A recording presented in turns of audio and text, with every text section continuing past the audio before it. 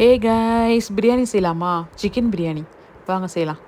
First நான் cooker எடுத்திருக்கேன். குக்கரில் தான் நான் செய்ய போகிறேன். ஆனால் தம் போட்டு தான் செய்ய போகிறேன்.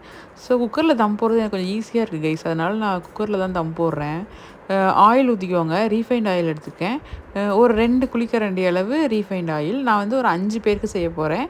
அதுக்கு ஏற்ற மாதிரி மெஷர்மெண்ட்ஸ் நான் சொல்கிறேன். உங்களுக்கு கூட வேணும் அப்படின்னா நீங்கள் மெஷர்மெண்ட்ஸை கொஞ்சம் ஜாஸ்தி பண்ணிக்கோங்க. இல்லை நீங்கள் கம்மியாக செய்கிறீங்கன்னா மெஷர்மெண்ட்டை கொஞ்சம் குறைச்சிக்கோங்க.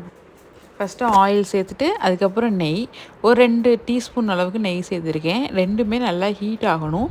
ஹீட் ஆனோடனே பட்டை ஒரு 2 பட்டை 2 கிராம்பு. ஏன்னா நம்ம வந்து கரம் மசாலாஸும் எல்லாம் ஆட் பண்ணுவோம். அப்படின்றதுனால இது நிறைய போட்டோன்னா ரொம்ப ஸ்மெல் ஹெவியாக இருக்கும்.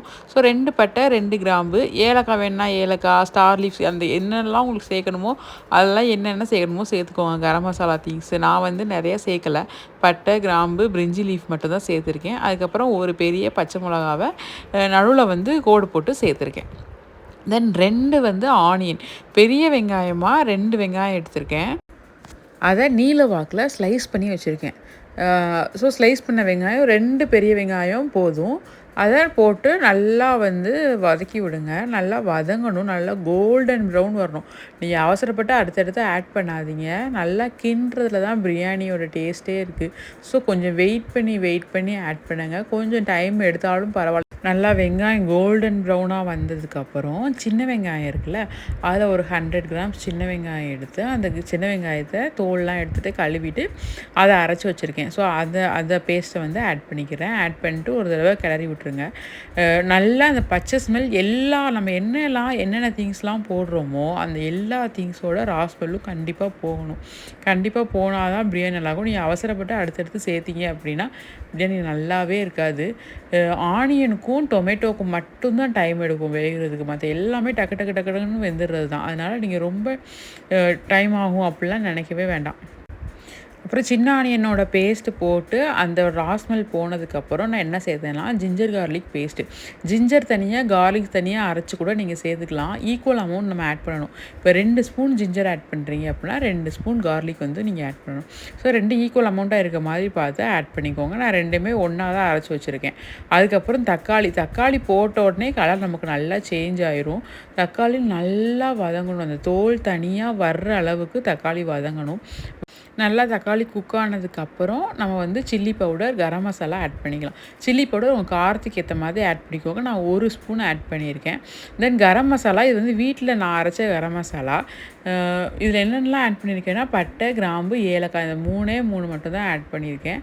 பட்டையோட குவான்டிட்டி வந்து இப்போ 100 கிராம்ஸ் எடுத்துருக்கீங்க அப்படின்னா கிராம்பு வந்து 50 கிராம்ஸ் எடுத்துக்கோங்க. பாதிக்கு பாதி எடுத்துக்கோங்க. கிராம்பு 50 கிராம்ஸ் எடுக்கும்போது ஏலக்காய் வந்து 25 கிராம்ஸ் எடுக்கணும். ஸோ இந்த ரேஷியோவில் வந்து நீங்கள் எடுத்துக்கோங்க. ஓகேவா? 4:2:1 அந்த ரேஷியோவில் வந்து எடுத்துக்கோங்க. தென் வேறு எந்த பவுடருமே ஆட் பண்ண வேணாம். அந்த கரம் மசாலாவும் சில்லி பவுடர் மட்டும் ஆட் பண்ணிவிட்டு அதுக்கப்புறம் புதினாவும் மல்லி இலையும் நான் 2மே சேர்த்து ஒரு கைப்பிடி அளவு வச்சுருக்கேன். அந்த 2 புதினாவோட அளவு கொஞ்சம் ஜாஸ்தியாக எடுத்துக்கோங்க. மல்லி இலை கொஞ்சம் கம்மியாக இருக்க மாதிரி எடுத்து 2 ஒரு கைப்பிடி அளவு இருக்க மாதிரி போட்டு அதுவும் நல்லா வதங்கினதுக்கப்புறம் தயிர் ஆட் பண்ணிக்கலாம். இன்னும் தக்காளி சாதம் இல்லை, ரொம்ப புளிப்பாக சாப்பிட்றதுக்குனால புளிச்ச தயிர் இருந்ததுன்னா ரொம்ப கம்மியாகவே சேர்த்துக்கோங்க. நான் வந்து பேக்கெட் தயிர் தான் சேர்த்துருக்கேன். ஸோ ஓரளவு கொஞ்சம் ஜாஸ்தி சேர்த்துருக்கேன். அதில் புளிப்பு இருக்காது அப்படின்றதுக்காக நான் கூட கொஞ்சம் சேர்த்துருக்கேன். நீங்கள் இன்கேஸ் வீட்டு தயிர் கொஞ்சம் புளிப்பாக தான் இருக்குது அப்படின்னா ரொம்ப கம்மியாகவே சேர்த்துக்கோங்க. ஏன்னா தக்காளியும் நம்ம போட்டிருக்கோம் அப்படின்றதுனால கொஞ்சமாக தயிர் ஊற்றினாலே போதும். தென் தயிர் வந்து அதோட நல்லா பிளெண்ட் ஆகி நல்லா வெந்துடனே இந்த மாதிரி நம்மளுக்கு கன்சிஸ்டன்சி கிடச்சிரும்.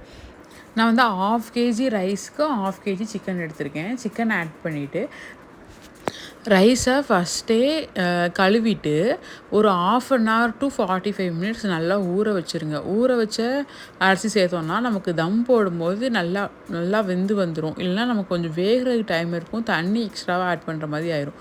அதனால் ஒரு 30 minutes to 45 minutes நம்ம பாஸ்மதி ரைஸ்னாலும் சரி, ஜீரக சம்பா நீங்கள் எடுத்தாலும் சரி, ஒரு 30 to 45 minutes நல்லாவே ஊற வச்சுருங்க.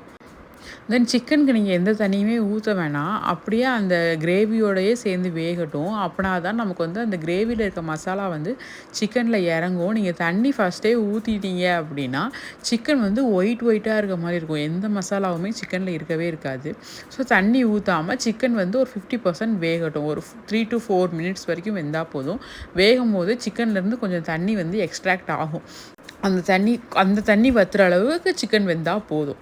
அதுக்கப்புறம் நம்ம சிக்கன் வெந்ததுக்கப்புறம் நம்ம வந்து மெஷர்மெண்ட் தண்ணி நம்ம அரிசி எடுத்துருக்கோம்ல, அதுக்குள்ளே மெஷர்மெண்ட் என்னவோ அந்த தண்ணி வந்து ஆட் பண்ணிக்கலாம். என்ன மெஷர்மெண்ட்னா, 1 கப் ரைஸுக்கு 1½ கப் வந்து தண்ணி. இது வந்து ஜீரக சம்பாவாக இருந்தாலும் சரி, பாஸ்மதி ரைஸாக இருந்தாலும் சரி, 1/2 அன் ஹவர் சோக் பண்ண ரைஸுக்கு 1 கப் ரைஸுக்கு வந்து 1½ கப் தண்ணி. இந்த மெஷர்மெண்ட்டில் வச்சிங்கன்னா கரெக்டாக இருக்கும். நீங்கள் தண்ணி கொஞ்சம் கூட வச்சிட்டிங்க அப்படின்னாலும் சாதம் வந்து குழஞ்சிரும்.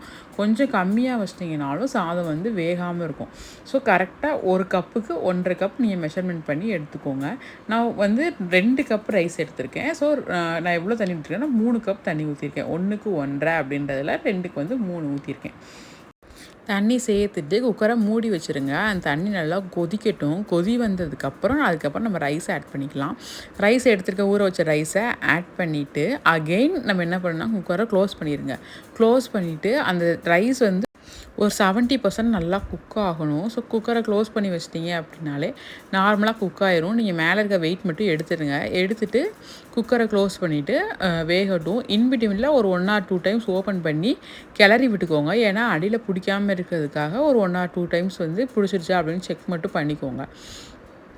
செக் பண்ணிவிட்டு அதுக்கப்புறம் நம்ம வந்து இந்த அளவு வந்தோடனே தண்ணி நல்லா வற்றி கொஞ்சம் ஈரப்பதமாக இருக்க மாதிரி மட்டும் இருக்கும். ரைஸில் தண்ணி ஒட்டி இருக்க மாதிரி மட்டும் இருக்கும்.